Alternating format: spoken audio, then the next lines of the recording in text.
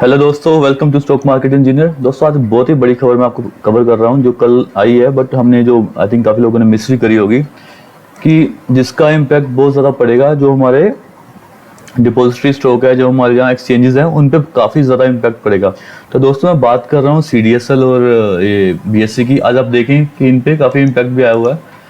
तो यहाँ पे देखिए दोस्तों, CDSL आज 5% के अपर सर्किट पे है। जो 1250 का लेवल था इसका, जो मुझे एक लग रहा था कि रेजिस्टेंस है, काफ़ी दिन से 1250 के ऊपर क्लोज नहीं दे पा रहा था, तो ये इसने आज तोड़ दिया। बट इसको हम वीकली बेसिस पे मॉनिटर करेंगे कि अगर वीकली बेसिस पे भी 1250 के ऊपर रहता है, अभी 2 दिन पड़े हैं, तो ये इसका स्टार्टिंग से अप मूव फिर से जाएगा वापस 1600 की तरफ।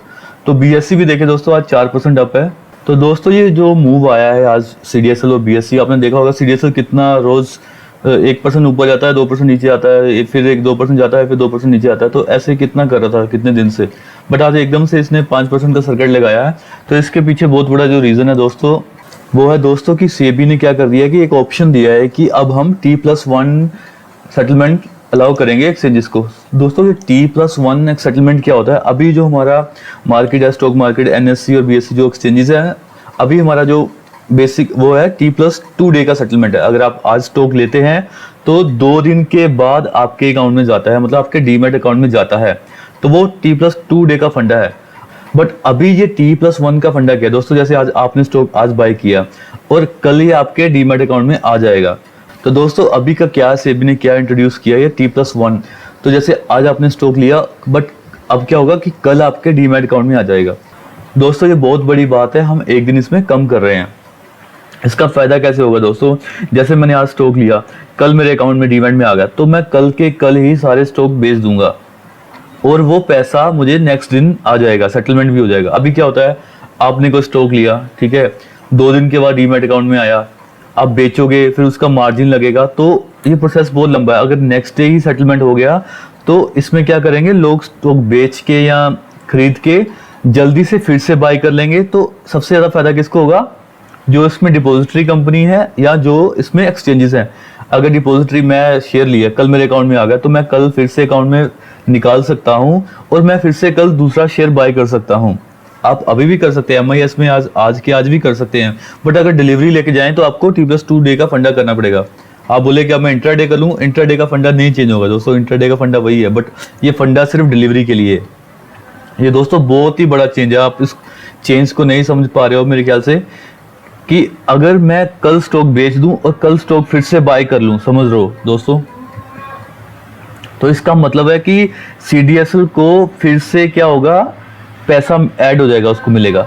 कोई मैं स्टॉक लेता हूं या कोई स्टॉक बेचता हूं तो उसका पैसा CDSL को जाता है। अब एक दिन और कम हो गया है, तो अब क्या होगा कि अगर मैं नेक्स्ट डे स्टॉक बेचता हूं, फिर से कोई स्टॉक लेता हूं, तो इसका डबल बेनिफिट क्या है, CDSL को जाएगा, डिपॉजिटरी को जाएगा, चाहे वो 5 रुपए 10 रुपए चार्जेस करते हैं। दोस्तों इसको न्यूज़ को आगे देखते हैं। तो दोस्तों जो ये रेगुलेटरी ने जो ये स्टेप लिया है, वो बेसिकली जितने भी स्टेक होल्डर होते हैं उनसे कुछ प्रेशर आ रहा था, उनसे कुछ क्या कहते हैं, एक सजेशंस आ रहे थे कि हम T+2 से वापस T+1 की तरफ जाना चाहिए। ये काफ़ी कुछ कंट्रीज में होता है T+1। हम तो पहले, मैं आपको बोलूँगा कि हम पहले T+3 का फंडा था हमारा। आई थिंक 2000 के टाइम पे, जब 2003-4 के टाइम तक T+3 का फंडा था। आप एक आज स्टॉक लेते हो तो 3 वर्किंग डे के बाद सेटलमेंट होता था, आपके डीमैट में शो होता था वो एग्जैक्टली। तो अब T+2 का फंडा है, वो उसको भी शॉर्टन करेंगे। तो ये हमारी मार्केट के लिए काफ़ी कहते हैं कि पॉजिटिव है, और ये फ्यूचरिस्टिक वो स्टेप है, मैं बोलूँगा एक एडवांस स्टेप है। इसमें जो सेबी ने बोला है कि जो एक्सचेंजेस है BSE और NSE, इसमें क्या कर सकती है, कुछ फ्लेक्सिबल सेटलमेंट भी कर सकती है कि किस स्क्रिप्ट पे देना। स्क्रिप्ट मतलब किस स्टॉक पे। ऐसा भी हो सकता है कि किसी पर्टिकुलर स्टॉक पे भी बोल सकते हैं कि इसमें T+1 कर सकते हैं, और किसी पर्टिकुलर स्टॉक के बोलेंगे इसमें T+2 बोल सकते हैं। बट इसमें क्या है, उसको एक्सचेंजेस को पहले से बताना होगा। आई थिंक 1 मंथ पहले ही उनको बताना होगा, ये नोटिस देना होगा कि इसका क्या सेटलमेंट साइकिल है। देखो 1 month regarding this settlement change. तो सेबी ने बोला है कि अगर किसी एक पर्टिकुलर सेटलमेंट पे कोई एग्री हो गया, जैसे T+1 सेटलमेंट पे एग्री हो गया किसी एक स्टॉक के लिए, तो उसको कम से कम मिनिमम 6 मंथ तक वो चेंज नहीं कर सकता है। फिर उसको फिर ये T+1 साइकिल पे ही रहना पड़ेगा। तो वो चाहते हैं कि अगर एक्सचेंज प्लस T+2 साइकिल में जाना चाहती हैं तब फिर उसको 6 महीने के बाद क्या होगा, 1 महीने का फिर से उसको नोटिस देना पड़ेगा। ये काइंड ऑफ फ्लेक्सिबल है, बट मेरे ख्याल से जो क्या करेंगे exchanges, they will move towards T+1 only. ऐसा नहीं कि किसी पर्टिकुलर स्क्रिप्ट पे करेंगे वो लोग। ऐसा हो सकता है कि जो बिल्कुल ही छोटे स्टॉक्स हैं उन पे T+2 रखेंगे, बिल्कुल ही जो माइनर स्टॉक होते हैं अंडर 500 करोड़ से अंडर जिनका मार्केट कैप होता है। बट हाँ, जो एटलीस्ट मिड कैप है और जो लार्ज कैप है उन पे T+1 का फंडा ये अप्लाई कर सकते हैं।